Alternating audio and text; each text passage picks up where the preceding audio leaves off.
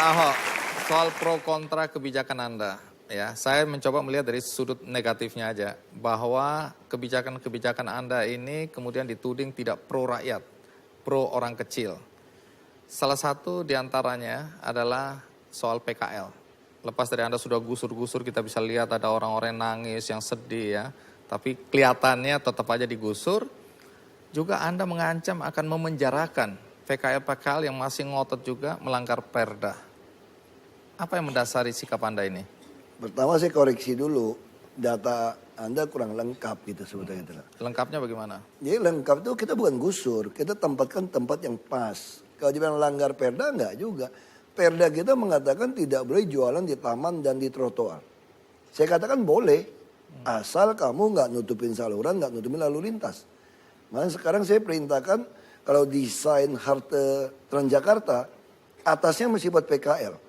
Jembatan penyeberangan harus dibuat lebar, multifungsi. Supaya orang bisa jualan. Nah kenapa PKL butuh di tempat orang ramai? Ada salah satu iklan di TV menggambarkan sangat jelas ya. Kalau nggak salah ada iklan salah satu mie instan gitu ya. Suami istri lagi pakai selimut, dia bilang pengen bakso. Terus buk bakso itu. Gerobak itu jatuh dong. Itu PKL itu.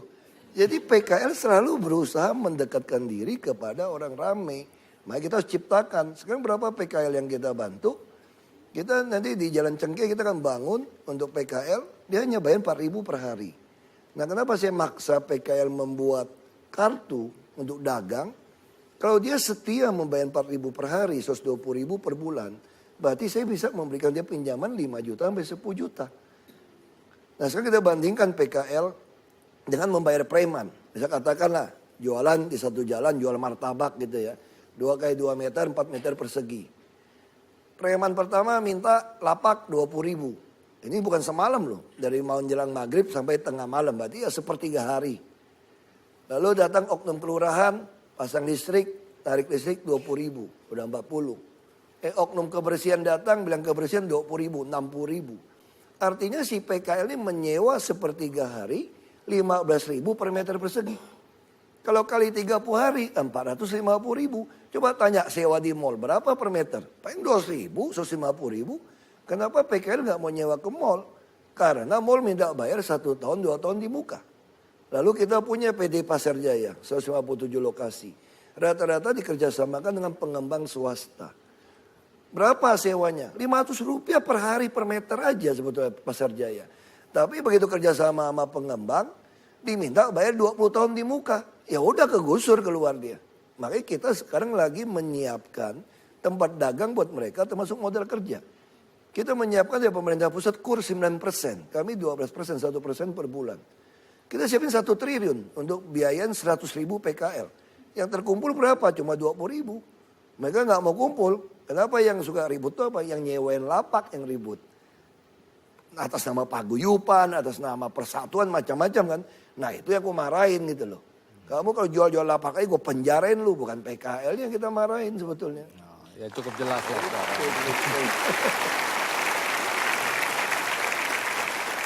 Ada sedikit yang masih mengganggu bagi sebagian orang, yaitu ketika Anda waktu itu ya melarang unjuk rasa di sembarang tempat di Jakarta. Ya. Anda bilang ada 3 tempat, udah di situ. Walaupun Anda kemudian koreksi atau revisi. Tetapi ide untuk melarang orang unjuk rasa di sembarang tempat di Jakarta ini dasarnya apa? Bikin macet kan soalnya kan. Lagi pula dia cuma pengen teriak-teriak depan presiden. Ya udah depan presiden di Monas aja udah samping gitu loh. Ya kan, tapi jangan di bundaran HI dong. Semua macet di bundaran HI. Nah, makanya saya lagi nego, udah bukan nego, udah tulis surat kepada pemerintah Inggris. Kita mau beli bekas kantor dubes Inggris. Gak bundaran HI. Iya. Nah, saya mau bikin taman, mau demo situlah. Belagu amat, mau puter-puter gitu. Kalau presiden di Monas gitu loh. Itu aja dasarnya gitu. Kalau ada yang menuduh Anda mengebiri kebebasan berbicara? Ya itu haknya mereka kan, ngomong kayak begitu kan. Lagi udah bicara ngapain sih teriak-teriak gak ngaruhan, ujung-ujung juga pengen di-shoot TV juga.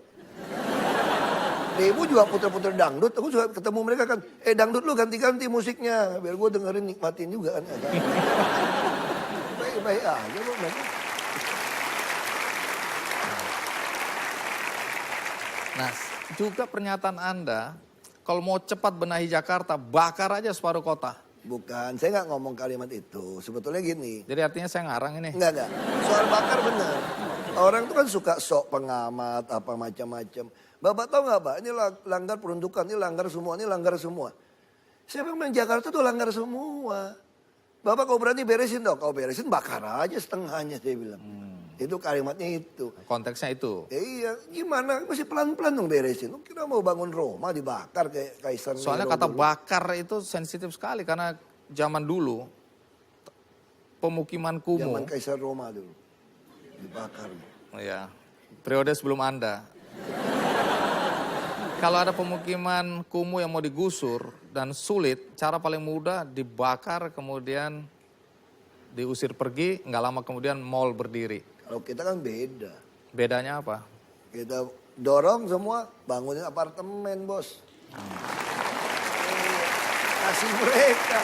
Coba tanya yang punya apartemen. Biaya iuran pemeliharaan lingkungan atau service charge. Berapa? Satu apartemen ukuran 30-an. Rata-rata mendekati 1 juta loh. Minimal ya kan untuk pemeliharaan sewa lagi. Kalau di Jakarta tuh nggak disewain. Kita udah bangun sekarang 16 lantai. Nanti mungkin 23 lantai. Jadi mereka hanya bayar iuran pemeliharaan lingkungan 15.000, 450.000. Itu kayak servis apartemen. Pintu rusak kita yang beresin. Ada dokter lagi tungguin. Ada perawat. Ada bidan. Enak bener. Terus naik bus kagak bayar lagi. Satu keluarga. Sekarang ini. Iya. Terus anaknya dapat KJP lagi. Kalau anaknya dapat SMP 600.000, 3 anak 1,8 juta. Kita nombok buat dia. Enak aja loh macam-macam. Kan tinggal di rumah panti kita kan. Macam-macam ya usir. Ini inkubator. Kamu jual ke orang lain ya saya seret keluar. Itu memang bagian dari menolong orang-orang Jakarta yang belum beruntung. Karena nggak mungkin dia tinggal di Jakarta dengan tanah gitu mahal. Dia tinggal di pinggir sungai, ngurusinnya kita pindahin lebih layak. Kalau dia tinggal di Bogor atau Depok segala macam, dia juga mungkin biaya mahal. Nah sekarang juga saya lagi siapin bus, nanti orang Tangerang, Depok, Bekasi kalau ke Jakarta bayar 3.500 saja. Jadi saya nggak mau lagi tuh APTB, Trans Jabodetabek. Ngapain orang dikenain 12.000, 15.000, dia naik motor. Nah gimana caranya? Ya udah 3,5 aja. Terus masih mahal, gampang, buka aja rekening bank di DKI, gajimu diterima di situ gratis. Aku untung dari Bank DKI dikit lah. Dagang gitu. Saya masih tertarik untuk menyalahkan Anda. Soal reklamasi pantai di Jakarta Utara. Saya pikir ini Anda nggak bisa jawab ini. Ingat tuh, dukungnya banyak nih. Iya.